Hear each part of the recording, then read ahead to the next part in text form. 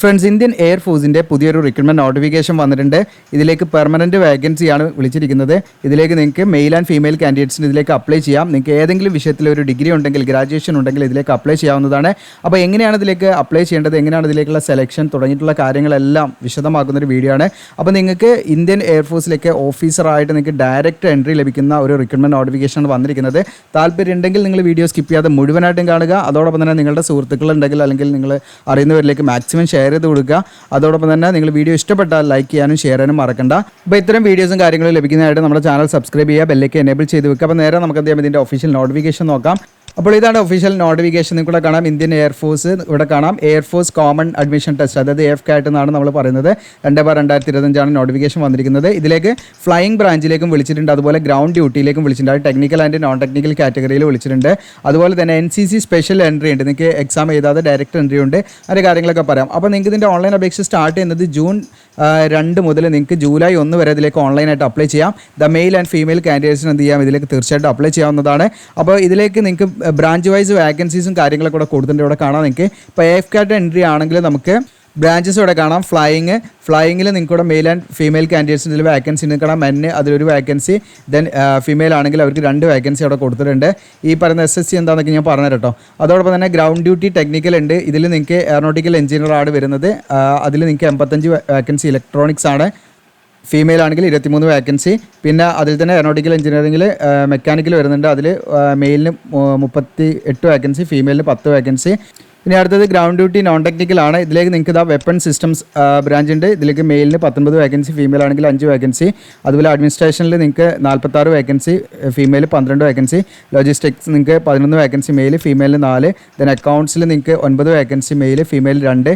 എഡ്യൂക്കേഷനിൽ 7, പിന്നെ എഡ്യൂക്കേഷനിൽ ഫീമെയിൽ 2. പിന്നെ മെറ്റിയോളജിയിൽ നിങ്ങൾക്ക് 6 വാക്കൻസി, ഫീമെയിൽ ആണെങ്കിൽ 2 വാക്കൻസി. അപ്പോൾ ഈ വാക്കൻസി എന്ന് പറയുന്നത് ഏകദേശം വാക്കൻസി ആണ് കേട്ടോ. അപ്പോൾ വാക്കൻസി കൂടാനോ കുറയാനൊക്കെ സാധ്യതയുണ്ട്. നിങ്ങൾ വാക്കൻസി നോക്കണ്ട. അപ്പോൾ നിങ്ങൾക്ക് ഇതിലേക്ക് എന്താണ് ഓഫീസറായി കയറാവുന്ന ഏറ്റവും നല്ലൊരു എൻട്രിയാണ് ഈ ഒരു എക്സാം എന്ന് പറയുന്നത്. ഇതിൻ്റെ കാര്യങ്ങളൊക്കെ ഞാൻ പറഞ്ഞുതരാം. അടുത്തത് NCC സ്പെഷ്യൽ എൻട്രി ആണ്. അപ്പോൾ ഇതിൽ ഫ്ലൈയിങ്ങിലാണ് ബ്രാഞ്ച് വാക്കൻസി വരുന്നിരിക്കുന്നത്. അതിൽ തന്നെ നിങ്ങൾക്ക് ഈ പറയുന്ന മെയിൽ ആൻഡ് ഫീമെയിൽ കാൻഡിഡേറ്റ്സിന് ഇതിൽ വാക്കൻസി. അതിൽ തന്നെ പെർമനൻറ്റ് കമ്മീഷൻ, PC എന്ന് പറയുന്ന പെർമനൻറ്റ് കമ്മീഷനാണ്. ഇത് CDSEയിൽ ഒരു ടോട്ടൽ വാക്കൻസിയിൽ 10% അതിൽ അവർക്ക് ഡയറക്റ്റ് എൻട്രി ഉണ്ട്. അതുപോലെ തന്നെ AFCATലും ഒരു 10% സീറ്റ് ഈ പറയുന്ന NCC സ്പെഷ്യൽ എൻട്രി ആണ് കേട്ടോ. അപ്പോൾ NCC സർട്ടിഫിക്കറ്റ് വേണം, ഏതാ വേണ്ടതെന്നൊക്കെ പറഞ്ഞുതരാം. അപ്പോൾ അത് SSC ആണ് കേട്ടോ, ഷോർട്ട് സർവീസ് കമ്മീഷനാണ്. അപ്പോൾ ഈ പറയുന്ന 2 കാറ്റഗറി അവർക്ക് 10% ആയിട്ട് റിസർവ് ചെയ്തിട്ടുണ്ട്. അപ്പോൾ AFCATലെ വാക്കൻസിയിൽ 10% NCC ഡയറക്റ്റ് എൻട്രിക്കാണ് കേട്ടോ. അതിൻ്റെ കാര്യങ്ങളൊക്കെ ഞാൻ പറഞ്ഞുതരാം. അതുപോലെ ഇതിൻ്റെ ടൈപ്പ് ഓഫ് കമ്മീഷൻ നമ്മൾ പറഞ്ഞു, ഷോർട്ട് സർവീസ് കമ്മീഷനാണ്. അപ്പോൾ ഈ ഷോർട്ട് സർവീസ് കമ്മീഷൻ എന്താണെന്നൊക്കെ പറയുന്നതിന് മുമ്പ് ഞാൻ ആദ്യം ഇതിൻ്റെ എഡ്യൂക്കേഷൻ ക്വാളിഫിക്കേഷനിലേക്ക് വരാം. കാരണം നിങ്ങൾക്കത് ഓക്കെ ആണെങ്കിൽ അതനുസരിച്ച് ബാക്കി കാര്യങ്ങൾ നിങ്ങൾ കണ്ടാൽ മതി. ഇനി അടുത്ത നമ്മൾ നോക്കുന്നത് എഡ്യൂക്കേഷൻ ക്വാളിഫിക്കേഷനാണ്. അപ്പോൾ എഡ്യൂക്കേഷൻ ക്വാളിഫിക്കേഷനിൽ നമ്മൾ ഓരോ ബ്രാഞ്ച് വൈസ് പറയട്ടോ, ഫ്ലൈയിങ് ബ്രാഞ്ച്, അതുപോലെ ഗ്രൗണ്ട് ഡ്യൂട്ടി, അങ്ങനെ ഓരോന്നും ബ്രാഞ്ച് വൈസ് ഇതിൽ പറയുന്നുണ്ട്. അപ്പോൾ അത് നിങ്ങൾ മുഴുവനായിട്ടും കാണട്ടോ, നിങ്ങൾ ക്വാളിഫൈഡ് ആണോ നോക്കുക. അപ്പോൾ ഇവിടെ ഫ്ലൈയിങ് ബ്രാഞ്ചിലേക്ക് നിങ്ങൾക്ക് അപ്ലൈ ചെയ്യാനുള്ള ഒന്നാമത്തെ ക്വാളിഫിക്കേഷൻ നമ്മൾ +2 അതായത് +2 നിങ്ങൾ ഫിസിക്സും മാത്തമാറ്റിക്സും ഓരോ സബ്ജക്റ്റായിട്ട് പഠിച്ചിരിക്കണം. അതിൽ ഫിസിക്സിൽ 50% മാർക്ക് വേണം. അതുപോലെ തന്നെ മാത്സിൽ നിങ്ങൾക്ക് എന്താണ് 50% മാർക്ക് ഉണ്ടായിരിക്കണം എന്നുള്ളതാണ്. ആ രീതിയിൽ നമ്മൾ എന്ത് ചെയ്യണം, പാസ്സായിരിക്കണം എന്നുള്ളതാണ്. പ്ലസ് അതിൻ്റെ കൂടെ വെറും +2 മാത്രം വെച്ച് നിങ്ങൾക്ക് ഇതിലേക്ക് അപ്ലൈ ചെയ്യാൻ പറ്റില്ല. പ്ലസ് അതിൻ്റെ കൂടെ നിങ്ങൾക്ക് ഈ പറഞ്ഞിരിക്കുന്ന ഏതെങ്കിലും നിങ്ങൾക്ക് കാണാം, ഈ പറഞ്ഞിരിക്കുന്ന 3 ഓപ്ഷൻ ഇവിടെ ഉണ്ട്. ഇതിൽ ഏതെങ്കിലും ഒന്ന് നമുക്ക് ഉണ്ടായിരിക്കുന്നതാണ്. അതിൽ ഒന്നാമത് നിങ്ങൾക്ക് ഇവിടെ കാണാം. അപ്പോൾ ഫിസിക്സ് മാത്സ് നിങ്ങൾ കേട്ട് ഞെട്ടണ്ട, നിങ്ങൾക്ക് ഹ്യൂമാനിറ്റീസ് പഠിച്ചവർക്കുള്ള സ്കീമോ ആ രീതിയിലുള്ള ക്വാളിഫിക്കേഷൻ ഇതിലുണ്ട്, ഞാൻ പറയാം. അപ്പോൾ ഇതിലിവിടെ കാണാം നിങ്ങൾക്ക് graduation with minimum 3 year degree course ആയിരിക്കണം എന്നുള്ളതാണ് കേട്ടോ. അതായത് 3 വർഷം ഡ്യൂറേഷനുള്ള ഗ്രാജുവേഷനാണ്, എനി ഡിസിപ്ലിനാണ് കേട്ടോ. അപ്പോൾ ജസ്റ്റ് നിങ്ങൾക്കൊരു ഗ്രാജുവേഷൻ 60% മാർക്കോടുകൂടി ഏതെങ്കിലും വിഷയത്തിലൊരു ഡിഗ്രി ഉണ്ടെങ്കിൽ നിങ്ങൾക്ക് എന്ത് ചെയ്യാം, ഈ പറയുന്ന ഫ്ലൈയിങ് ബ്രാഞ്ചിലേക്ക് അപ്ലൈ ചെയ്യാം. പക്ഷേ കണ്ടീഷൻ എന്താ വെച്ചാൽ +2 നമ്മൾ എന്ത് ചെയ്യണം, ഫിസിക്സിലും മാത്സിലും 50% നമ്മൾ മാർക്ക് വാങ്ങിയിരിക്കണം എന്നുള്ളതാണ്. പ്ലസ് നിങ്ങൾക്ക് എന്താണ് ഏതെങ്കിലും വിഷയത്തിൽ ഗ്രാജുവേഷനും വേണം. അങ്ങനെയുള്ളവർക്ക് ഇതിലേക്ക് അപ്ലൈ ചെയ്യാം. ഇനി അതല്ല, നേരെ മറിച്ച് നിങ്ങൾക്ക് +2 ഈ പറയുന്ന ഫിസിക്സിലും മാത്സിലും എന്താണ് 50% മാർക്ക്, പ്ലസ് എന്താണ് BE or BTech ഏതെങ്കിലും എന്താണ് ഡിസിപ്ലിനിൽ ഏതെങ്കിലും ബ്രാഞ്ചിൽ നിങ്ങൾ എന്താണ് BE or BTech 60% മാർക്ക് ഉണ്ടെങ്കിൽ അത് വെച്ചിട്ട് നിങ്ങൾക്ക് അപ്ലൈ ചെയ്യാവുന്നതാണ്. ഇന്ന ബ്രാഞ്ചിൽ നിന്നൊന്നുമില്ല, ജസ്റ്റ് എനി എന്താണ് ഡിസിപ്ലിനാണ് നിങ്ങൾ മനസ്സിലാക്കുക. ഇനി അതും അല്ലെങ്കിൽ നിങ്ങൾ ഈ പറയുന്ന നിങ്ങൾക്ക് ഇവിടെ കാണാം associate membership of institution of engineers, അല്ലെങ്കിൽ നിങ്ങൾക്ക് എയറോനോട്ടിക്കൽ സൊസൈറ്റി ഓഫ് ഇന്ത്യയിൽ നിന്നോ നിങ്ങൾ section A and B examination clear ചെയ്ത് അങ്ങനെയുള്ളവർക്കാണെങ്കിലും എന്ത് ചെയ്യാം, ഇതിലേക്ക് അപ്ലൈ ചെയ്യാവുന്നതാണ് കേട്ടോ. ഓക്കെ, അപ്പോൾ ഈ പറയുന്ന രീതിയിലുള്ളവർക്കാണ് ഇതിലേക്ക് അപ്ലൈ ചെയ്യാൻ പറ്റുക. ഇനി അടുത്തത് ഗ്രൗണ്ട് ഡ്യൂട്ടി ടെക്നിക്കൽ ബ്രാഞ്ചിൻ്റെയാണ് നമ്മൾ നോക്കുന്നത്. ഇതിൽ നിങ്ങൾക്ക് എയറോനോട്ടിക്കൽ എഞ്ചിനീയർ ഇലക്ട്രോണിക്സ് ആണ് വന്നിരിക്കുന്നത്. ഇലക്ട്രോണിക്സിലേക്ക് നിങ്ങൾക്ക് അപ്ലൈ ചെയ്യാൻ നേരത്തെ പറഞ്ഞ പോലെ +2 നമ്മൾ എന്തായിരിക്കണം, ഫിസിക്സും മാത്സും നമ്മൾ എടുത്ത് പഠിച്ചിരിക്കണം. ഫിസിക്സിലും മാത്സിലും നമുക്ക് എന്ത് ചെയ്യണം, സെപ്പറേറ്റ് ആയിട്ട് നമുക്ക് 50% മാർക്ക് വേണം. ഫിസിക്സിൽ 50% മാർക്ക് ഉണ്ടായിരിക്കണം, ദെൻ മാത്സിലും നമുക്ക് എന്താണ് 50% മാർക്ക് ഉണ്ടായിരിക്കണം. ഓക്കെ, പ്ലസ് അതിൻ്റെ കോഡ് നിങ്ങൾക്ക് എന്താണ് 4 years ഡിഗ്രി ആണ്. അതായത് ഈ പറയുന്ന BA or BTech engineering graduation ആണ് ഉദ്ദേശിക്കുന്നത്. ഇനി ഇൻ്റഗ്രേറ്റഡ് ആയിട്ട് PG ആ ലെവലിൽ നിങ്ങൾ പഠിച്ചവരാണെങ്കിലും നിങ്ങൾക്ക് ഇതിലേക്ക് അപ്ലൈ ചെയ്യാം. നേരത്തെ നമ്മൾ പറഞ്ഞ പോലെ സെക്ഷൻ A B ക്ലിയർ ചെയ്ത അങ്ങനെയുള്ള ഉദ്യോഗാർത്ഥികൾക്കും എന്ത് ചെയ്യാം, ഇതിലേക്ക് അപ്ലൈ ചെയ്യാം. അപ്പോൾ BA or BTech ഏത് ഡിസിപ്ലിനാണെന്ന് ഇവിടെ ലിസ്റ്റ് ചെയ്തിട്ടുണ്ടെങ്കിൽ കാണാൻ പറ്റും നിങ്ങൾക്ക് കേട്ടോ. ഓക്കെ, ഈ പറഞ്ഞിരിക്കുന്ന ഏതെങ്കിലും ഡിസിപ്ലിനിൽ നിങ്ങൾ എന്താണ് 60% മാർക്കോട് BA or BTech കംപ്ലീറ്റ് ചെയ്തവരാണെങ്കിൽ, അല്ലെങ്കിൽ 4 വർഷം ഡ്യൂറേഷൻ എഞ്ചിനീയറിംഗ് ഗ്രാജുവേഷൻ കഴിഞ്ഞവരാണെങ്കിൽ നിങ്ങൾക്ക് എന്ത് ചെയ്യാം, ഇതിലേക്ക് അപ്ലൈ ചെയ്യാം. ഈ പറയുന്ന നമ്മുടെ ടെക്നിക്കലിലേക്ക് നിങ്ങൾക്ക്, അതായത് ഗ്രൗണ്ട് ഡ്യൂട്ടി ടെക്നിക്കൽ ബ്രാഞ്ചിലേക്ക് നിങ്ങൾക്ക് അപ്ലൈ ചെയ്യാം. അതിൽ പ്രധാനമായിട്ട് നിങ്ങൾ മനസ്സിലാക്കേണ്ടത് +2 നമ്മൾ ഫിസിക്സും കെമിസ്ട്രിയിലും നമുക്ക് ഫിസിക്സിൽ 50% മാർക്ക് മിനിമം ഉണ്ടാവണം, ദെൻ മാത്തമാറ്റിക്സിൽ 50% മാർക്ക് മിനിമം ഉണ്ടായിരിക്കണം. പ്ലസ് ഈ പറഞ്ഞിരിക്കുന്ന ഞാൻ അതെല്ലാം വായിക്കുന്നില്ല, നിങ്ങൾക്കിവിടെ കാണാം വിവിധ ബ്രാഞ്ചസ് ഉണ്ട് കേട്ടോ. ഈ ബ്രാഞ്ചസിൽ നിങ്ങൾക്ക് എന്താണ് ഈ പറയുന്ന ഇലക്ട്രോണിക്സുമായി ബന്ധപ്പെട്ട ഈ ബ്രാഞ്ചസ് നിങ്ങൾക്ക് ഏതെങ്കിലും ഒരു ഡിസിപ്ലിൻ നിങ്ങൾക്ക് എന്താണ് ഈ പറഞ്ഞിരിക്കുന്ന BA or BTech അല്ലെങ്കിൽ എഞ്ചിനീയറിംഗ് ഗ്രാജുവേഷൻ 4 year ഡ്യൂറേഷനിൽ കഴിഞ്ഞിട്ടുണ്ടെങ്കിൽ അപ്ലൈ ചെയ്യാവുന്നതാണ് കേട്ടോ. ഓക്കെ, ഇനി അതല്ലെങ്കിൽ institute of electronics and telecommunication എഞ്ചിനീയേഴ്സിനുള്ള ഗ്രാജുവേറ്റ് മെമ്പർഷിപ്പ് എക്സാമിനേഷൻ ക്ലിയർ ചെയ്ത് തരാം. അങ്ങനെയുള്ളവർക്കൊക്കെ ഇതിലേക്ക് അപ്ലൈ ചെയ്യാം കേട്ടോ. ഓക്കെ, ഇനി അടുത്ത് നമ്മൾ നോക്കുന്നത് എയറോനോട്ടിക്കൽ എഞ്ചിനീയർ മെക്കാനിക്കൽ ബ്രാഞ്ചാണ്. അപ്പോൾ അതിൽ നിങ്ങൾക്ക് ഇവിടെ ഫിസിക്സും മാത്സും നേരത്തെ നമ്മൾ പറഞ്ഞ പോലെ +2 50% മാർക്കോടുകൂടി കംപ്ലീറ്റ് ചെയ്തിരിക്കും. ഫിസിക്സിൽ 50 വേണം, മാത്സിൽ നമുക്ക് 50 വേണം. പ്ലസ് അതിൻ്റെ കൂടെ നിങ്ങൾക്ക് 4 year ഡ്യൂറേഷനിലെ ഡിഗ്രി വേണം, എഞ്ചിനീയറിംഗ് ഗ്രാജുവേഷൻ വേണം, അതല്ലെങ്കിൽ ഇൻ്റഗ്രേറ്റഡ് ആയിട്ട് PG പഠിച്ചവരാണെങ്കിലും ഇതിലേക്ക് എന്ത് ചെയ്യാം, നിങ്ങൾക്ക് ഇതിലേക്ക് അപ്ലൈ ചെയ്യാം. അപ്പോൾ ഇതിൽ നിങ്ങൾക്കിവിടെ കാണാം ഏതൊക്കെ ഡിസിപ്ലിനാണെന്ന് ഇവിടെ കൊടുത്തിട്ടുണ്ട്. ഈ പറഞ്ഞിരിക്കുന്ന ഏതെങ്കിലും ഡിസിപ്ലിനിലായിരിക്കണം കേട്ടോ നിങ്ങളുടെ ഗ്രാജുവേഷൻ അല്ലെങ്കിൽ ഇൻ്റഗ്രേറ്റഡ് ആയിട്ട് നിങ്ങൾ പഠിച്ചിരിക്കേണ്ടത് കേട്ടോ. അപ്പോൾ ഈ മെക്കാനിക്കലുമായി ബന്ധപ്പെട്ടുള്ള ഒരുപാട് എന്താണ് ഡിസിപ്ലിൻ അല്ലെങ്കിൽ ബ്രാഞ്ചസ് ഇവിടെ ഉണ്ട്. അപ്പോൾ ഇതിലേതെങ്കിലും ഒന്ന് നമ്മൾ കഴിഞ്ഞിരിക്കണം എന്നുള്ളതാണ്. ഇനി അടുത്തത് ഗ്രൗണ്ട് ഡ്യൂട്ടിയാണ്, നോൺ ടെക്നിക്കൽ ബ്രാഞ്ചാണ്. ഇതിലേക്ക് നിങ്ങൾക്ക് ഓരോരോ കാറ്റഗറി ആയിട്ട് ബ്രാഞ്ചസ് ആയിട്ട് ഇവിടെ കൊടുത്തിട്ടുണ്ട്. കാണാം വെപ്പൺ സിസ്റ്റം ബ്രാഞ്ച്. ഇതിലേക്ക് നിങ്ങൾക്ക് അപ്ലൈ ചെയ്യാനുള്ള ക്വാളിഫിക്കേഷൻ എന്ന് പറയുന്നത് നിങ്ങൾക്ക് ഫിസിക്സും മാത്തമാറ്റിക്സും, അതായത് 50% മാർക്ക് ഉണ്ടായിരിക്കണം. +2 ഫിസിക്സിന് 50 വേണം, മാത്സിന് 50 വേണം. പ്ലസ് അതിൻ്റെ കൂടെ നിങ്ങൾക്ക് ഏതെങ്കിലും വിഷയത്തിലുള്ള ഒരു ഡിഗ്രിയാണ്. ഓക്കെ, ഏതെങ്കിലും വിഷയത്തിലുള്ള ഒരു ഡിഗ്രി ഉണ്ടെങ്കിൽ 60% മാർക്കോടുകൂടി ഡിഗ്രി ഉണ്ടെങ്കിൽ നിങ്ങൾക്ക് വെപ്പൺ സിസ്റ്റം ബ്രാഞ്ചിലേക്ക് അപ്ലൈ ചെയ്യാം. ഇനി അതല്ല നിങ്ങൾക്ക് BA or BTech ഏതെങ്കിലും വിഷയത്തിൽ BA or BTech 60% മാർക്ക് ഉണ്ടെങ്കിൽ അത് വെച്ചിട്ട് നിങ്ങൾക്ക് എന്ത് ചെയ്യാം, ഏതെങ്കിലും ഡിസിപ്ലിനിൽ BA or BTech ഉണ്ടെങ്കിൽ അത് വെച്ചിട്ടും വെപ്പൺ സിസ്റ്റത്തിലേക്ക് നിങ്ങൾക്ക് അപ്ലൈ ചെയ്യാവുന്നതാണ്. ഇനി അടുത്ത അഡ്മിനിസ്ട്രേഷൻ ആൻഡ് ലോജിസ്റ്റിക്സ് ആണ്. ഇതിലേക്ക് നിങ്ങൾക്ക് +2 പാസ്സായിരിക്കാവുന്നതാണ്. അത് +2 നിങ്ങൾ ഹ്യൂമാനിറ്റീസ് ഓർ കോമേഴ്സ് ഓർ ഇനി അതല്ല നിങ്ങൾ സയൻസ് ഏത് സ്ട്രീം ആണെങ്കിലും കുഴപ്പമില്ല, ജസ്റ്റ് +2 ഉണ്ടായിരിക്കുക എന്നുള്ളതാണ്. പ്ലസ് അതിൻ്റെ കൂടെ നിങ്ങൾക്ക് ഗ്രാജുവേറ്റ് ഡിഗ്രി ഉണ്ടായിരിക്കണം എന്നുള്ളതാണ്. ഗ്രാജുവേറ്റ് ഡിഗ്രി എനി ഡിസിപ്ലിനാണ്, നിങ്ങൾക്ക് ഏതാണെങ്കിലും കുഴപ്പമില്ല, ഏത് സബ്ജക്റ്റ് ആണെങ്കിലും കുഴപ്പമില്ല, 60% മാർക്കോടുകൂടി ഏതെങ്കിലും വിഷയത്തിലെ ഡിഗ്രിയും പ്ലസ് നിങ്ങൾക്ക് എന്താണ് നിങ്ങൾ +2 ഏതെങ്കിലും സ്ട്രീമിൽ, അതായത് ഹ്യൂമാനിറ്റീസ് കോമേഴ്സ് ഓർ സയൻസ് ഈ പറയുന്ന ഏതെങ്കിലും സ്ട്രീമിൽ +2 നിങ്ങൾ പാസ്സായിരിക്കുക. പ്ലസ് അതിൻ്റെ കൂടെ നിങ്ങൾക്ക് ഏതെങ്കിലും വിഷയത്തിലെ ഡിഗ്രി ഉണ്ടെങ്കിൽ അഡ്മിനിസ്ട്രേഷൻ ആൻഡ് ലോജിസ്റ്റിക്സിലേക്ക് നിങ്ങൾക്ക് എന്ത് ചെയ്യാം, അപ്ലൈ ചെയ്യാവുന്നതാണ്. നേരത്തെ പറഞ്ഞാൽ section A B exam clear ചെയ്തവർക്ക് അങ്ങനെയുള്ളവർക്കും ഇതിലേക്ക് അപ്ലൈ ചെയ്യാം. ഇനി അക്കൗണ്ട്സ് ബ്രാഞ്ചാണ്. അക്കൗണ്ട്സ് ബ്രാഞ്ചിൽ നിങ്ങൾക്ക് +2 പാസ്സായിരിക്കുക എന്നുള്ളതാണ്. ഇവിടെയും +2 എന്ന് പറയുന്നത് ഇന്ന ഫിസിക്സ് കെമിസ്ട്രി അല്ലെങ്കിൽ മാത്സ് എടുത്ത് പഠിക്കണം യാതൊരു നിർബന്ധമില്ല, സയൻസ് എടുക്കണം നിർബന്ധമില്ല. ജസ്റ്റ് നിങ്ങൾ ഹ്യൂമാനിറ്റീസ് എടുത്തവർക്കും അപ്ലൈ ചെയ്യാം, കോമേഴ്സ് എടുത്തവർക്കും അതല്ലെങ്കിൽ എന്താണ് നിങ്ങൾക്ക് സയൻസ് എടുത്ത് പഠിച്ചവർക്കും അപ്ലൈ ചെയ്യാം കേട്ടോ. അപ്പോൾ +2 പ്ലസ് നിങ്ങൾക്ക് എന്താണ് ഗ്രാജുവേഷനാണ്. ഗ്രാജുവേഷനോട് ലിസ്റ്റ് ചെയ്തിട്ടുണ്ട് ഏതാണെന്നുള്ളത് ഞാൻ പറയാം. അപ്പോൾ ജസ്റ്റ് നിങ്ങൾക്ക് ഒന്നാമതായിട്ട് വേണ്ടത് +2 ആണ്. ഈ പറയുന്ന അക്കൗണ്ട്സിലേക്ക് അപ്ലൈ ചെയ്യാൻ +2 നിങ്ങൾക്ക് ഏത് സ്ട്രീം ആണെങ്കിലും കുഴപ്പമില്ല, humanities or commerce or science ഏതാണെങ്കിലും കുഴപ്പമില്ല. പ്ലസ് അതിൻ്റെ കൂടെ നിങ്ങൾക്ക് ഒന്നെങ്കിൽ BCom ഉണ്ടായിരിക്കണം.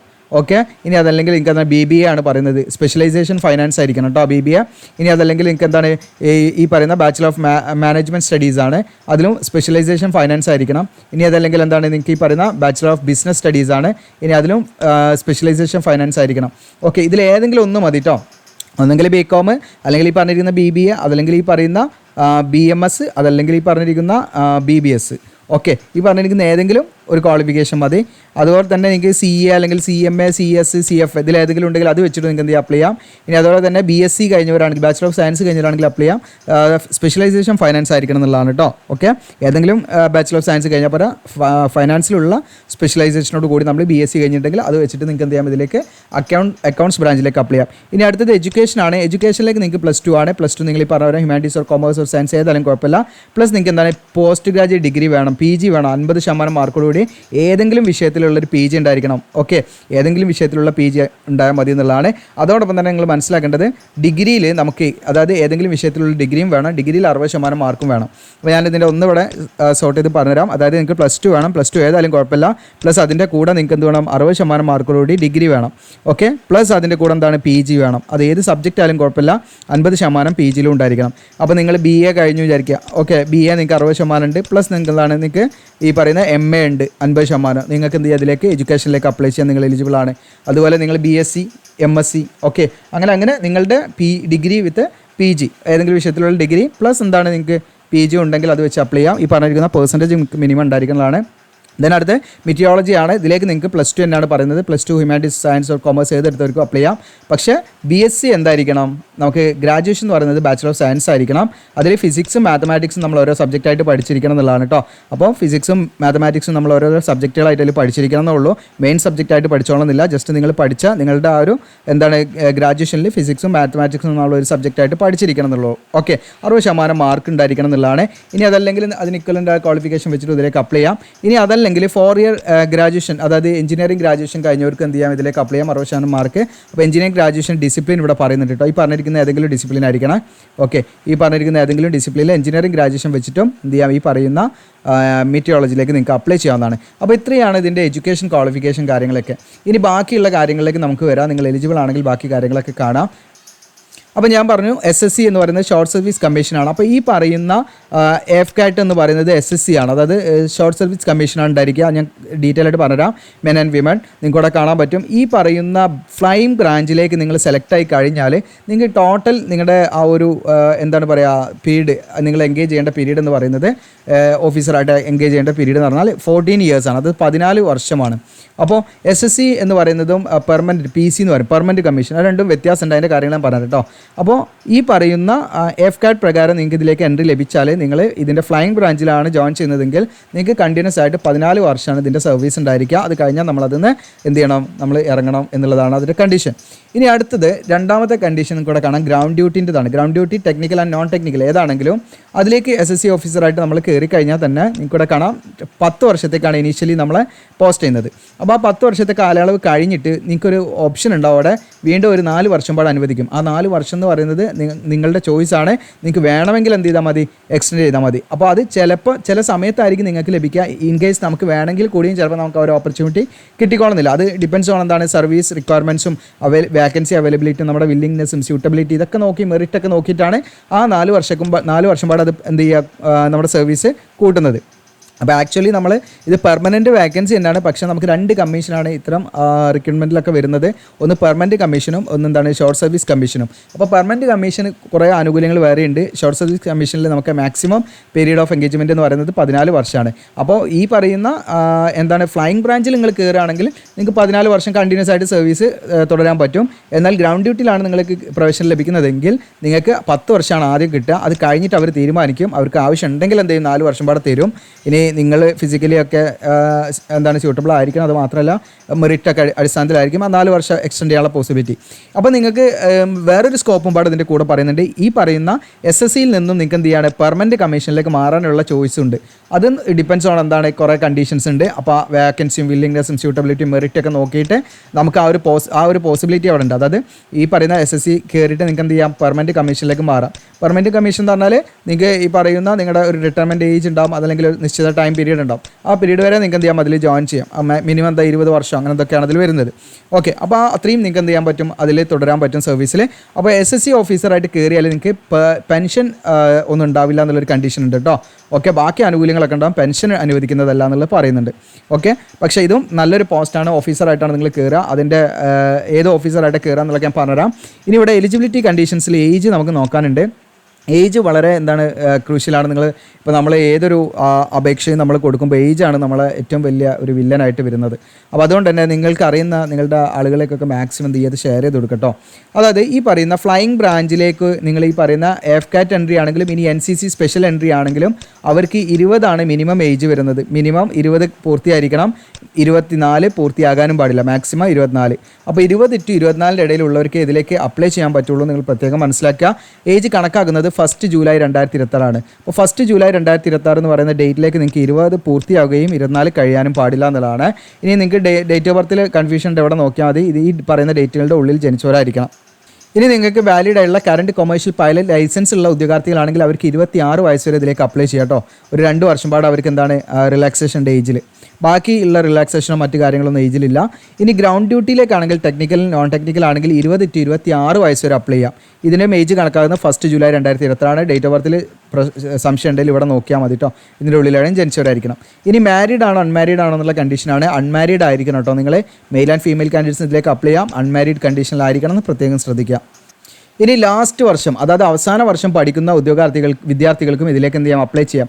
ഫൈനൽ ഇയർ ഫൈനൽ സെമസ്റ്ററിൽ പഠിക്കുന്നവർക്ക് ഇതിലേക്ക് അപ്ലൈ ചെയ്യാം. അപ്പോൾ നിങ്ങൾക്ക് ഡൗട്ട് ഉണ്ടാകും, അപ്പോൾ 60% മാർക്ക് വേണമെന്നൊക്കെ പറഞ്ഞിട്ടുണ്ടല്ലോ. അപ്പോൾ അത് നിങ്ങൾ ചെയ്യേണ്ടത്, നിങ്ങൾക്ക് ഇതുവരെ റിസൾട്ട് വന്നില്ല, അതായത് നിങ്ങൾ ഫൈനൽ ഇയറിൽ നിങ്ങൾ പഠിക്കുകയാണെങ്കിൽ, ഇപ്പോൾ നിങ്ങൾ 3 ഇയർ കോഴ്സാണ് പഠിക്കുന്നതെങ്കിൽ നിങ്ങൾക്ക് 4 സെമസ്റ്ററിൻ്റെ റിസൾട്ട് വന്നിട്ടുണ്ടാവും. അപ്പോൾ ആ 4 സെമസ്റ്ററിൻ്റെ മാർക്ക് നിങ്ങൾക്ക് കൂട്ടിയിട്ട് ടോട്ടൽ 60% മാർക്ക് ഉണ്ടോ എന്ന് നോക്കണം നിങ്ങൾ.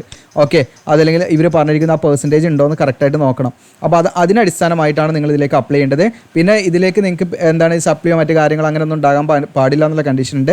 അപ്പോൾ ഇതിൽ നിങ്ങൾക്ക് 30 മെയ് 2026 നിങ്ങൾ എന്ത് ചെയ്താൽ മതി. ഈ ഡേറ്റ് ആണ് ഇതിൻ്റെ കട്ട് ഓഫ് ഡേറ്റ് ആയിട്ട് പറയുന്നത്. ലാസ്റ്റ് ഫൈനൽ ഇയറിൽ പഠിക്കുന്നവർക്ക് കേട്ടോ 30 മെയ് 2026 എന്ന് പറയുന്ന ആ ഒരു ഡേറ്റിൽ നിങ്ങൾ എന്ത് ചെയ്താൽ മതി, നിങ്ങളുടെ പാസ്സായി, നിങ്ങൾ ഫൈനൽ ഇയർ പാസ്സായി എന്നുള്ള ആ ഒരു പ്രൂഫ് നിങ്ങൾ അവിടെ സബ്മിറ്റ് ചെയ്യണം. ഓക്കെ, അപ്പോൾ അത്രയും ടൈം ഉണ്ട്. അതുകൊണ്ട് ഫൈനൽ ഇയറിൽ പഠിക്കുന്നവർ, സെമസ്റ്ററിൽ പഠിക്കുന്നവർ തീർച്ചയായിട്ടും അപ്ലൈ ചെയ്യാം. നിങ്ങളുടെ ഇതുവരെ നിങ്ങൾ റിസൾട്ട് പാസ്സായതുണ്ടല്ലോ അതിൻ്റെ പെർസെൻറ്റേജ് നോക്കിയിട്ട് വേണം ഈ പറഞ്ഞിരിക്കുന്ന പെർസെൻറ്റേജ് 60% അല്ലെങ്കിൽ എത്രയാണോ ഞാൻ പറഞ്ഞാൽ അതിനനുസരിച്ച് ആ പെർസെൻറ്റേജ് ഉണ്ടെങ്കിൽ തീർച്ചയായിട്ടും നിങ്ങൾക്ക് ഇതിലേക്ക് അപ്ലൈ ചെയ്യാം. ഇനി എങ്ങനെയാണ് അപ്ലൈ ചെയ്യേണ്ടത് വെച്ചാൽ ഓൺലൈനായിട്ടാണ് അപ്ലൈ ചെയ്യേണ്ടത്. അതിൻ്റെ കാര്യങ്ങളിലേക്ക് ഞാൻ വരാം. ഓൺലൈനായിട്ട് അപ്ലൈ ചെയ്യുമ്പോൾ നമ്മൾ ഡോക്യുമെൻറ്റ്സ് അപ്ലോഡ് ചെയ്യണം. Photo, signature, left thumb impression കാര്യങ്ങളൊക്കെ നമ്മൾ എന്ത് ചെയ്യുന്നതിലേക്ക് അപ്ലോഡ് ചെയ്യണം. അപ്പോൾ 10 to 50 KB ഫയൽ സൈസാണ് തമ്പ് ഇംപ്രഷനെ പറയുന്നുള്ളൂ കേട്ടോ, ലെഫ്റ്റ് എന്ന് പറയുന്നില്ല. അതിൽ ഇൻസ്ട്രക്ഷൻ അതിനനുസരിച്ച് ചെയ്യണം നിങ്ങൾ. അപ്പോൾ ഇവിടെ നെയിം ഓഫ് ദി സിഗ്നേച്ചർ നമ്മൾ ഈ അപ്ലോഡ് ചെയ്യുന്ന ഫയലിൻ്റെ പേര് കൊടുക്കുന്ന വരെ ശ്രദ്ധിക്കണം. ഓക്കെ, അപ്പോൾ സിഗ്നേച്ചറിൻ്റെ ഫയലാണ് നമ്മൾ അപ്ലോഡ് ചെയ്യുന്നതെങ്കിൽ നിങ്ങൾക്ക് ഇവിടെ കാണാം. നിങ്ങൾ ഇങ്ങനെ പേര് കൊടുക്കണം ഫയലിന്. നമ്മൾ സിസ്റ്റത്തിലോ അല്ലെങ്കിൽ ഫോണിലോ സേവ് ചെയ്യുമല്ലോ. അപ്പോൾ അത് ആ സോഫ്റ്റ് കോപ്പിക്ക് നമ്മളിങ്ങനെ ഫയൽ നെയിം ഇങ്ങനെ കൊടുക്കണം. signature.jpg കൊടുക്കണം, അല്ലെങ്കിൽ signature.jpeg എന്ന് കൊടുക്കാം.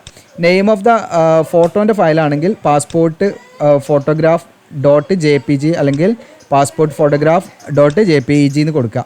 ഇനി തമ്പ് ഇംപ്രഷൻ ആണെങ്കിൽ ഇതുപോലെ ഈ പേര് നിങ്ങൾ അതുപോലെ കൊടുക്കണം, എന്നാലും ഇതിൽ പ്രോപ്പറായിട്ട് അപ്ലോഡ് ആവുള്ളൂ, അല്ലെങ്കിൽ അത് ഇൻകറക്റ്റായിട്ട് കാണിക്കുക. അപ്പോൾ ഫയൽ നെയിം ഇമ്പോർട്ടൻ്റ് ആണ്, പ്രത്യേകം ശ്രദ്ധിക്കണം.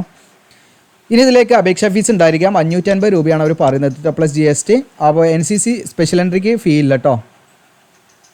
പിന്നെ ഇതിൽ തന്നെ നിങ്ങൾക്ക് ഫോമിൻ്റെ ഒരു എന്താണ് ഡിസ്ക്രിപ്ഷൻ കാര്യങ്ങളൊക്കെ അതിൽ കറക്റ്റായിട്ട് കൊണ്ട് നിങ്ങൾ ആദ്യം എന്താ കൊടുക്കേണ്ട മെയിൽ ID, അപ്പോൾ ഓരോന്നും എന്താണ് ഒരു ടേബിൾ വൈസ് കൊടുത്തിട്ടുണ്ട് കേട്ടോ. ഓരോ കോളം വൈസ് നമ്മൾ എന്തൊക്കെ ഡീറ്റെയിൽസ് ആണ് കൊടുക്കേണ്ടത് വേണമെങ്കിൽ നിങ്ങൾക്ക് ഇത് റെഫറൻസ് ആയിട്ട് യൂസ് ചെയ്യാം അപ്ലൈ ചെയ്യുന്ന സമയത്ത് കേട്ടോ. ഇനി ഇത് NCC സ്പെഷ്യൽ എൻട്രിയുടെ കാര്യം പറയുകയാണെങ്കിൽ NCC സ്പെഷ്യൽ എൻട്രിക്ക് ഏത് സർട്ടിഫിക്കറ്റ് ആണെന്ന് വേണ്ടി വെച്ചാൽ എനിക്കൂടെ പറയുന്നുണ്ട്. ഇതാ NCC air wing senior division C certificate ഉള്ളവർക്ക് മാത്രമേ ഇതിലേക്ക് അപ്ലൈ ചെയ്യാൻ പറ്റുള്ളൂ. NCC air wing senior division C certificate. Okay, അല്ലാത്തവർക്ക് ഇതിലേക്ക് അപ്ലൈ ചെയ്യാൻ പറ്റില്ല കേട്ടോ. ഓക്കെ, അതോടൊപ്പം തന്നെ നിങ്ങൾ മനസ്സിലാക്കേണ്ടത്, നിങ്ങൾ ഈ പറയുന്ന AFCAT രജിസ്ട്രേഷൻ ഡേറ്റ് മുതൽ നമ്മളുടെ സർട്ടിഫിക്കറ്റിൻ്റെ വാലിഡിറ്റി, അതായത് NCC ഈ പറയുന്ന C സർട്ടിഫിക്കറ്റ് 2 വർഷത്തിൻ്റെ ഉള്ളിലുള്ളതായിരിക്കണം. അതായത് AFCAT രജിസ്ട്രേഷൻ തുടങ്ങുന്ന ആ ഡേറ്റ് മുതൽ, അതപ്പോൾ നമ്മൾ ഇതിൻ്റെ ഓൺലൈൻ അപേക്ഷ സ്റ്റാർട്ട് ചെയ്യുന്ന ഡേറ്റ് കണക്കാക്കി നിങ്ങളുടെ സർട്ടിഫിക്കറ്റിൻ്റെ വാലിഡിറ്റി 2 വർഷത്തിൻ്റെ ഉള്ളിലുള്ളതായിരിക്കണം. അതായത് ഇപ്പോൾ ഫോർ എക്സാമ്പിൾ നിങ്ങളൊരു 2023, ഇപ്പം നമ്മൾ ജൂലൈ 1 ഇപ്പം വേണ്ട, നമുക്ക് ജൂണ് തുടങ്ങാം. ഓക്കെ, ജൂൺ 2 ഇതിൻ്റെ സ്റ്റാർട്ടിംഗ് എന്ന് വിചാരിക്കാം, അല്ലെങ്കിൽ ജൂൺ 6 ഇതിൻ്റെ സ്റ്റാർട്ടിംഗ് എന്ന് വിചാരിക്കാം. അപ്പോൾ നിങ്ങൾ 2025 ജൂണിലാണ് സ്റ്റാർട്ടിങ് വിചാരിക്കാം. അപ്പോൾ നിങ്ങൾ 2023 എന്താണ് ജൂണോ അതിന് ശേഷമോ നിങ്ങൾക്ക് ഇഷ്യൂ ചെയ്ത സർട്ടിഫിക്കറ്റ് ആയിരിക്കണം. 2022 21 അല്ലെങ്കിൽ അങ്ങനെ പഴയ സർട്ടിഫിക്കറ്റ് ഒന്നും പറ്റില്ല, പ്രത്യേകം ശ്രദ്ധിക്കുക. ഇനി മറ്റൊരു ബെനിഫിറ്റ് എന്താണെന്ന് വെച്ചാൽ റിട്ടേൺ ടെസ്റ്റ് ഉണ്ടാവില്ല. അതായത് NCC സ്പെഷ്യൽ എൻട്രി ആണെങ്കിൽ നിങ്ങൾക്ക് നേരെ എന്ത് ചെയ്യാം, ഈ പറയുന്ന റിട്ടേൺ ടെസ്റ്റ് ഇല്ലാതെ ഡയറക്റ്റ് ആയിട്ട് ഈ പറയുന്ന AFSB, ഓക്കെ, അതായത് എയർഫോഴ്സ് സെലക്ഷൻ ബോർഡിൻ്റെ ടെസ്റ്റിങ്ങിലേക്കാണ് നിങ്ങൾ ഡയറക്റ്റ് വരിക. ഓക്കെ, നിങ്ങൾക്ക് റിട്ടേൺ ടെസ്റ്റ് ചെയ്തണ്ട, ഡയറക്റ്റായിട്ട് നിങ്ങൾ അതിലേക്ക് സെലക്ട് ആവും. ഇനി AFCAT എക്സാം സ്കീം കാര്യങ്ങളൊക്കെ കൊടുത്തിട്ടുണ്ട്. എക്സാം നടക്കുന്നത് നിങ്ങൾക്ക് 23 ഓഗസ്റ്റ് 24 ഓഗസ്റ്റിലോ ആയിരിക്കും. പിന്നെ അതൊരു റിസർവ് ഡേ ആയിട്ട് 25 ഓഗസ്റ്റും എന്ത് ചെയ്തിട്ടുണ്ട് അവർ എടുത്തു വെച്ചിട്ടുണ്ട്. അപ്പോൾ 24 ഓഗസ്റ്റ് 25 ഓഗസ്റ്റ് നിങ്ങൾ കണക്കാക്കണം. എക്സാം ഷെഡ്യൂൾ കാര്യങ്ങളൊക്കെ ഇതിൽ കൊടുത്തിട്ടുണ്ട്. ഓക്കെ, 2 ഷിഫ്റ്റ് ആയിട്ടാണ് പറയുന്നത്. അതിൻ്റെ റിപ്പോർട്ടിംഗ് ടൈമും മറ്റ് കാര്യങ്ങളൊക്കെ ഇതിൽ കൊടുത്തിട്ടുണ്ട്. 2 മണിക്കൂറായിരിക്കും എക്സാം ടൈം വരുന്നത്. ജനറൽ അവയർനെസ്, വെർബൽ എബിലിറ്റി നിങ്ങൾക്കൂടെ കാണാം. അതിൻ്റെ സ്കീം കൊടുത്തിട്ട് English, numerical ability, reasoning and military aptitude test ഇതൊക്കെ ഉണ്ടായിരിക്കും. അപ്പോൾ അത് 100 ക്വസ്റ്റ്യൻ 300 മാർക്കാണ്. Objective type multiple choice question ആയിരിക്കും ഉണ്ടായിരിക്കുക. പിന്നെ അതിൻ്റെ നോർമലൈസേഷൻ മാർക്ക് ഡിഫറൻറ്റ് ഷിഫ്റ്റ് ആയതുകൊണ്ട് തന്നെ നോർമലൈസേഷൻ്റെ സ്കീമൊക്കെ അതിൽ കൊടുത്തിട്ടുണ്ട്. പിന്നെ സിലബസ് ഒക്കെ ഇതിൽ തന്നെ ഉണ്ട്. ജസ്റ്റ് നിങ്ങൾക്ക് ഇവിടെ നോക്കാം കേട്ടോ. ഓക്കെ, ഇതിൻ്റെ ട്രെയിനിങ് ആണ്. ട്രെയിനിങ് എന്ന് പറയുന്നത് date and duration of training ഇവിടെ കാണാൻ പറ്റും നിങ്ങൾക്ക്. അതായത് ഈ പറയുന്ന ജൂലൈ 2026 അതിൻ്റെ ഫസ്റ്റ് വീക്കിലായിരിക്കും ഇതിൻ്റെ ട്രെയിനിങ് സ്റ്റാർട്ട് ചെയ്യുക. അപ്പോൾ അപ്രോക്സിമേറ്റ്ലി നിങ്ങൾക്ക് ഈ പറയുന്ന ഫ്ലൈയിങ് ആൻഡ് ഗ്രൗണ്ട് ഡ്യൂട്ടി ടെക്നിക്കലിലേക്കാണെങ്കിൽ നിങ്ങൾക്ക് 62 ആഴ്ച നിങ്ങൾക്ക് എന്താണ് ട്രെയിനിങ് ഉണ്ടായിരിക്കും. ഓക്കെ, അതോടെ തന്നെ ഗ്രൗണ്ട് ഡ്യൂട്ടി നോൺ ടെക്നിക്കൽ ആണെങ്കിൽ നിങ്ങൾക്ക് 52 ആഴ്ചയാണ് കേട്ടോ ട്രെയിനിങ് ഉണ്ടായിരിക്കുക. പിന്നെ നിങ്ങൾ ഫിസിക്കലി ഫിറ്റ് ആയിരിക്കണം. നമ്മൾ ഈ പറയുന്ന റണ്ണിങ്ങും ഇതോ കാര്യങ്ങളൊക്കെ ചെറിയ രീതിയിലൊക്കെ നമുക്ക് ചെയ്യാൻ പറ്റണം എന്നുള്ളതാണ് കേട്ടോ. ഭയങ്കരമായിട്ടല്ല, ഒരു നിശ്ചിത ലെവൽ അതിൽ പറയുന്നുണ്ട്. പിന്നെ ഇവിടെ പേ ആൻഡ് അലവൻസ് ആണ്. ഇതിലേക്ക് നിങ്ങൾക്ക് ഫ്ലൈയിങ് ഓഫീസറായിട്ടാണ് നിങ്ങളതിൽ പ്ലേസ് ചെയ്യുക കേട്ടോ. ഫസ്റ്റ് ഇനീഷ്യൽ പോസ്റ്റിംഗ് എന്ന് പറയുന്നത് ഫ്ലൈയിങ് ഓഫീസർ എന്നുള്ള ആ ഒരു റാങ്കാണ് ലഭിക്കുക. 56,100 മുതൽ 1,75,500 ആണ് ഇതിൻ്റെ പേ സ്കെയിൽ വരുന്നത്. പിന്നെ MSP ഒക്കെ ഉണ്ടാവും, അലവൻസ് ഒരുപാട് അലവൻസ് ഉണ്ടാവും നിങ്ങൾക്ക്. ഇനി ഇതിൻ്റെ അലവൻസ് നിങ്ങൾക്ക് ഇവിടെ കാണാം. ഒട്ടനവധി അലവൻസും കാര്യങ്ങളും ഉണ്ട് കേട്ടോ. ഓക്കെ, വിവിധ നമുക്ക് ഫ്ലൈയിങ് അലവൻസ് എന്ന് പറഞ്ഞാൽ ട്രാൻസ്പോർട്ട് അലവൻസ്, ടെക്നിക്കൽ അലവൻസ്, ഒരുപാട് കാറ്റഗറി അലവൻസ് ഉണ്ട് കേട്ടോ. റിസ്ക് ആൻഡ് ഹാർഡ്ഷിപ്പ് അലവൻസ് എന്നൊക്കെ പറഞ്ഞിട്ട് ഒരുപാട് കാറ്റഗറി അലവൻസ് ഉണ്ട്. ഇൻഷുറൻസ് ഉണ്ടാവും. ഓക്കെ, അപ്പോൾ അങ്ങനെ കുറേ ഫെസിലിറ്റി കാര്യങ്ങൾ, അലവൻസ് കാര്യങ്ങളൊക്കെ നമുക്ക് സാലറിക്ക് പുറമെ ഉണ്ടാകും. ഇനി ഇതിൻ്റെ ഹൈറ്റ് ഒക്കെ എന്ന് പറയുന്നത് മിനിമം ഒരു ഹൈറ്റാണ്. അപ്പോൾ നമ്മൾ ഈ ഗ്രൗണ്ട് ഡ്യൂട്ടി ആണെങ്കിൽ നിങ്ങൾക്ക് മെയിലിന് 150 സെൻറ്റിമീറ്റർ മിനിമം വേണം. ഫീമെയിൽ ആണെങ്കിൽ 152 സെൻറ്റിമീറ്റർ മതി. ഇനി ലക്ഷദ്വീപിൽ താമസിക്കുന്നവരാണെങ്കിൽ അവർക്ക് 2 സെൻറ്റിമീറ്റർ റിലാക്സേഷൻ ഉണ്ട്. മെയിൽ ആണെങ്കിൽ 155 മതി, ഫീമെയിൽ ആണെങ്കിൽ 150 സെൻറ്റിമീറ്റർ മതി. ഇനി ഫ്ലൈയിങ് ഡ്യൂട്ടിയിലേക്ക് അല്ലെങ്കിൽ ഫ്ലൈയിങ് ബ്രാഞ്ചിലേക്ക് വരികയാണെങ്കിൽ നിങ്ങൾക്ക് ഇതിലേക്ക് പൈലറ്റ് അല്ലെങ്കിൽ ഫ്ലൈറ്റ് ടെസ്റ്റ് എഞ്ചിനീയർ എന്ന് പറയുന്നതിലേക്കാണെങ്കിൽ 122 സെൻറ്റിമീറ്റർ മിനിമം വേണം. ഇനി ഓഫീസർ എയർമെൻ ഒക്കെ ആണെങ്കിൽ 150 സെൻറ്റിമീറ്റർ മതി കേട്ടോ. പിന്നെ സിറ്റിംഗ് ഹൈറ്റും ലെങ്ത് അങ്ങനെയുള്ള കുറച്ച് കാര്യങ്ങളൊക്കെ ഉണ്ടാകും. ജസ്റ്റ് നിങ്ങൾ നോക്കിയാൽ മതി കേട്ടോ. ഓക്കെ, പിന്നെ മെഡിക്കലൊക്കെ നമ്മൾ ഫിറ്റ് ആയിരിക്കണം എന്നുള്ള കണ്ടീഷനാണ്. മറ്റ് അസുഖങ്ങളോ കാര്യങ്ങളോ ഒന്നും ഉണ്ടാകാൻ പാടില്ല. അപ്പോൾ ഇതിലേക്കുള്ള സെലക്ഷൻ്റെ ഭാഗമായിട്ട് നിങ്ങൾക്ക് ഫിസിക്കൽ എഫിഷ്യൻസി ടെസ്റ്റോ മറ്റ് കാര്യങ്ങളോ ഒന്നുമില്ല കേട്ടോ. ഒരു എക്സാമാണ്. എക്സാം എഴുതി പിന്നെ നിങ്ങൾക്ക് ഈ പറയുന്ന ഇന്ത്യൻ എയർഫോഴ്സ് സെലക്ഷൻ ബോർഡിൻ്റെ ടെസ്റ്റാണ് ഉണ്ടായിരിക്കുക. അപ്പോൾ ഇതിലേക്ക് ഇനി എങ്ങനെയാണ് നമ്മൾ അപ്ലൈ ചെയ്യേണ്ടതെന്നുള്ള കാര്യങ്ങളിലേക്കാണ് നമ്മൾ ഇനി വരുന്നത്. അതിനുവേണ്ടി നമ്മുടെ വീഡിയോയുടെ ഡിസ്ക്രിപ്ഷനിൽ ഞാൻ അപ്ലൈ നൗ എന്ന് ലിങ്ക് കൊടുക്കും. അതിൽ നിങ്ങൾ ക്ലിക്ക് ചെയ്യുമ്പോൾ നമ്മുടെ വെബ്സൈറ്റിലേക്കാണ് വരിക. GOC എലിജിബിലിറ്റി കൂടെ കാണാൻ പറ്റും. ഇല്ലെങ്കിൽ ജസ്റ്റ് ഗൂഗിൾ ചെയ്താൽ മതി GOC എലിജിബിലിറ്റിന്ന്. ഇവിടെ വന്നു കഴിഞ്ഞാൽ നിങ്ങൾക്ക് കാണാം കേരള ജോബ്സ്. ഇവിടെ IAF കായിട്ട് എന്ന് പറയുന്നത് കൂടെ കാണാൻ പറ്റും കേട്ടോ. ഓക്കെ, 2 റിക്രൂട്ട്മെൻറ്റ് 2025 പറഞ്ഞിട്ട് ഇതിലാണ് ക്ലിക്ക് ചെയ്യേണ്ടത്. ഇനി അതല്ല നിങ്ങൾക്ക് ഇതിവിടെ കാണുന്നില്ലെങ്കിൽ ഇവിടെ താഴെ നോക്കാം. ഇനി അത് റീഡ് മോർ എന്നുള്ള ക്ലിക്ക് ചെയ്താൽ നിങ്ങൾക്ക് ഇത് കാണാൻ പറ്റും. ഇല്ലെങ്കിൽ ജസ്റ്റ് ഇനി ഇവിടെ കാണില്ലെങ്കിൽ AF കായിട്ട് നിങ്ങൾ അടിച്ചു കൊടുത്താൽ മതി കേട്ടോ. ഓക്കെ, അപ്പോൾ ജസ്റ്റ് നമ്മൾ എന്ത് ചെയ്യുക, IAF കായിട്ട് എന്നുള്ള ക്ലിക്ക് ചെയ്യുന്നു. താഴെ സ്ക്രോൾ ഡൗൺ ചെയ്യുക. ഇവിടെ തന്നെ നമ്മുടെ സോഷ്യൽ മീഡിയ ഐക്കൺസ് ഉണ്ട്. എല്ലാവരും ഇൻസ്റ്റയിൽ ഫോളോ ചെയ്യുക. മാക്സിമം അപ്ഡേഷൻസ് കാര്യങ്ങളൊക്കെ സ്റ്റോറി ആയിട്ട് ഇടാറുണ്ട്. അപ്പോൾ നിങ്ങൾക്ക് അത് നമ്മുടെ ഇൻസ്റ്റയിൽ ഫോളോ ചെയ്യുക. അതുപോലെ ടെലഗ്രാം ചാനലുകളൊക്കെ ഉണ്ട്, അതിലൊക്കെ നിങ്ങൾ ജോയിൻ ചെയ്തിട്ട് എല്ലാ അപ്ഡേഷൻസും കാര്യങ്ങളൊക്കെ അതിലൂടെ പെട്ടെന്ന് അറിയാൻ പറ്റും. നോട്ടിഫിക്കേഷൻ ഉണ്ട്, ഇവിടെ ഡൗൺലോഡ് ചെയ്യാം. ഇമ്പോർട്ടൻറ്റ് ലിങ്ക്സിൻ്റെ അടിയിലിട്ട് നോട്ടിഫിക്കേഷൻ ഡൗൺലോഡ് ചെയ്യാം. ദെൻ ആപ്ലിക്കേഷൻ ഫോം ഉണ്ട്, അതിൽ ക്ലിക്ക് ചെയ്യാം. പിന്നെ നമ്മുടെ വെബ്സൈറ്റിൽ തന്നെ നമുക്കിത് ഒരു ജോബ് അപ്ഡേറ്റ്സ് കമ്മ്യൂണിറ്റി ഉണ്ട്. താല്പര്യം ഉണ്ടെങ്കിൽ അതിൽ ജോയിൻ ചെയ്തിട്ടുള്ളൂ. ഇത് അവിടെ ഈസി ടൂളിൻ്റെ അടുത്ത് ജോബ് അപ്ഡേറ്റ്സ് കമ്മ്യൂണിറ്റി ഉണ്ട്. ഇതിൽ ജോയിൻ ചെയ്താൽ നിങ്ങൾക്ക് പ്രൈവറ്റ് ജോബ്സ് കാര്യങ്ങളൊക്കെ അതിൽ ലിസ്റ്റ് ചെയ്യാറുണ്ട് കേട്ടോ. ഓക്കെ, അപ്പോൾ നമ്മളിവിടെ ആപ്ലിക്കേഷൻ ഫോം എന്നുള്ള ഇവിടെ കാണാൻ നിങ്ങൾക്ക് ഇവിടെ ജസ്റ്റ് ഓപ്പൺ ആക്കുകയാണ്. ആപ്ലിക്കേഷൻ ഫോം ഓപ്പൺ ആക്കുമ്പോൾ നിങ്ങൾക്ക് ഇവിടെ കാണാൻ പറ്റും AF കാറ്റ് 2/2025 എന്ന് കാണാം. അപ്പോൾ ഇതിൽ നമ്മൾ ഓൾറെഡി രജിസ്റ്റർ ചെയ്ത് കഴിഞ്ഞാൽ ലോഗിൻ ചെയ്യാനുള്ള ആ ഒരു പോർഷനാണ് ഇവിടെ ലെഫ്റ്റ് സൈഡ് കാണുന്നത്. റൈറ്റ് സൈഡ് നിങ്ങൾക്ക് സൈനപ്പ് എന്ന് കാണാം. സൈനപ്പിൽ ക്ലിക്ക് ചെയ്യാം. അങ്ങനെ സൈനപ്പിൽ ക്ലിക്ക് ചെയ്തിട്ട് നമ്മൾ എന്ത് ചെയ്യണം, ഇതിലേക്ക് ഫുൾ നെയിം കൊടുക്കുക, മൊബൈൽ നമ്പർ, മെയിൽ ID കൊടുത്ത് നമ്മൾ അതിനെ സൈനപ്പ് ചെയ്യണം. നമ്മുടെ പഴയ ഏതൊക്കെ വീഡിയോ നമ്മൾ ചെയ്ത് വെച്ചിട്ടുണ്ട്. നമ്മുടെ ചാനലിൽ കയറിയിട്ട് ജസ്റ്റ് നിങ്ങൾക്ക് നോക്കിയാൽ മതി. IAFൻ്റെ റെക്കോർഡ് ജസ്റ്റ് IAF നോക്കിയാൽ മതി. നിങ്ങൾ കുറേ മുൻപുള്ളതിലൊക്കെ നമ്മൾ ഇതിൻ്റെ ഓൺലൈൻ ഫോം ഫില്ലിംഗ് ചെയ്തിട്ടുണ്ട്. അപ്പോൾ അതൊക്കെ നിങ്ങൾക്ക് വേണമെങ്കിൽ റെഫറൻസ് ആയിട്ട് യൂസ് ചെയ്യാം. ഇനി നിങ്ങൾക്ക് ഓൺലൈനായിട്ട് നമ്മൾ വീഡിയോ ചെയ്യണമെങ്കിൽ കൂടുതൽ കമൻറ്റ് ഉണ്ടെങ്കിലൊക്കെ ചെയ്യാം കേട്ടോ. കാരണം ഇതിലേക്കൊക്കെ നമ്മളിപ്പോൾ എത്രത്തോളം ആളുകൾ അപ്ലൈ ചെയ്യുന്നതെന്ന് അറിയില്ല. കാരണം എല്ലാവരും നെഗറ്റീവായിട്ടാണ്. കഴിഞ്ഞ ദിവസം നമ്മളൊരു വീഡിയോ ചെയ്തിരുന്നു എയർപോർട്ട്സിൻ്റെ. അപ്പോൾ എയർപോർട്ടിൻ്റെ വീഡിയോയിൽ കൂടുതൽ കുറച്ച് നെഗറ്റീവ് കമൻറ്റുകൾ കണ്ടു. അപ്പോൾ അതിനൊരു വീഡിയോ ചെയ്യണമെന്ന് വിചാരിച്ചിട്ടുണ്ടായിരുന്നു. നെഗറ്റീവ് കമൻറ്റ് പറഞ്ഞാൽ നമ്മൾ ഇതിലേക്ക് അപേക്ഷ ഫീസ് ഉണ്ട്. അപ്പോൾ ഫീമെയിൽ കാൻഡിഡേറ്റ്സിനൊക്കെ വളരെ കുറഞ്ഞ ഫീസുള്ളൂ. ബാക്കിയുള്ളവർക്ക് 700, 500, 750, 500 രൂപയൊക്കെ 2 നോട്ടിഫിക്കേഷൻ ഓരോന്നിനും ഓരോ ഫീ ആണ്. അപ്പോൾ അത് കഴിഞ്ഞ വർഷം അപ്ലൈ ചെയ്തു, അത് കംപ്ലീറ്റ് പോയി, ഇത് തട്ടിപ്പാണ് അല്ലെങ്കിൽ ഇത് വെറും എന്താണ് ബാഡ് ടേമൊക്കെയാണ് യൂസ് ചെയ്തിരിക്കുന്നത്. പക്ഷെ അത് നമ്മൾ ശരിക്കും ഒരു പബ്ലിക്കായുള്ള ഒരു പ്ലാറ്റ്ഫോമിൽ നമ്മൾ വാക്കുകളൊക്കെ ഉപയോഗിക്കുമ്പോൾ ശ്രദ്ധിക്കേണ്ടതായിട്ടുള്ള കാര്യങ്ങളുണ്ട്. അത് മാത്രമല്ല, നിങ്ങൾ കമൻ്റായിട്ട് എന്താണ് തെറ്റായിട്ട് നെഗറ്റീവായിട്ട് ഇടുമ്പോൾ അതിലേക്ക് അപ്ലൈ ചെയ്യാനുള്ള ഓരോരുത്തരുടെ അവസരമാണ് നമ്മൾ മുടക്കുന്നത്. നമുക്ക് അപ്ലൈ ചെയ്യാൻ താല്പര്യമില്ലെങ്കിൽ നമ്മൾ അപ്ലൈ ചെയ്യേണ്ട. പക്ഷേ നെഗറ്റീവായിട്ട് ഇടുമ്പോൾ എന്താണെന്ന് വെച്ചാൽ ഇതൊക്കെ ഗവൺമെൻറ് എന്താണ് ഏജൻസികളാണ്. ഇപ്പോൾ ഗവൺമെൻറ് ഏജൻസി എന്ന് പറഞ്ഞാൽ നമുക്ക് ട്രസ്റ്റ് ചെയ്യാമല്ലോ. നമുക്ക് ട്രസ്റ്റ് ചെയ്യാന്ന് പറഞ്ഞാൽ നമുക്കിതിലേക്ക് സെലക്ഷൻ വിളിക്കുന്നതിന് അതിൻ്റേതായുള്ള കുറച്ച് ക്രൈറ്റീരിയ ഉണ്ട്. ആ സെലക്ഷൻ അപ്ലൈ ചെയ്ത എല്ലാവരെയും മേ ബി സെലക്ഷന് വിളിച്ചോളുന്നില്ല. അതുകൊണ്ടാണ് ഇതിൽ സെലക്ഷന് ഞാൻ അതിൻ്റെ ഒരു ക്രൈറ്റീരിയ വീഡിയോയിൽ പറയുന്നുണ്ട്. അറ്റ്ലീസ്റ്റ് നിങ്ങൾ വീഡിയോ മുഴുവൻ കണ്ടിട്ട് നിങ്ങൾ കമൻറ്റ് ചെയ്യുക. അതാണ് അതിൻ്റേതായിട്ടുള്ളൊരു കാര്യം. കാരണം ഞാൻ അതിൻ്റെ സെലക്ഷൻ ക്രൈറ്റീരിയയിൽ അവർ നിങ്ങളെ ഒരു ഷോർട്ട് ലിസ്റ്റ് തയ്യാറാക്കും. അതിനൊരു ക്രൈറ്റീരിയ അവർ യൂസ് ചെയ്യുന്നുണ്ട്, ഒരു മാനദണ്ഡമുണ്ട്. ആ മാനദണ്ഡം ഞാൻ ഈ വീഡിയോയിൽ എന്ത് ചെയ്യുന്നുണ്ട്, മെൻഷൻ ചെയ്യുന്നുണ്ട്. അപ്പോൾ ഇത് നിങ്ങൾ മുഴുവൻ കണ്ടാലേ ആ കാര്യങ്ങൾ നിങ്ങൾക്ക് കിട്ടും. ഓക്കെ, അപ്പോൾ ഇത്രയാണ്. ഇത് യൂസ്ഫുൾ ആണെങ്കിൽ നിങ്ങളുടെ കൂട്ടുകാരിലേക്ക് ഷെയർ ചെയ്യാം, സബ്സ്ക്രൈബ് ചെയ്യാം, ലൈക്ക് ചെയ്യാം. Thank you.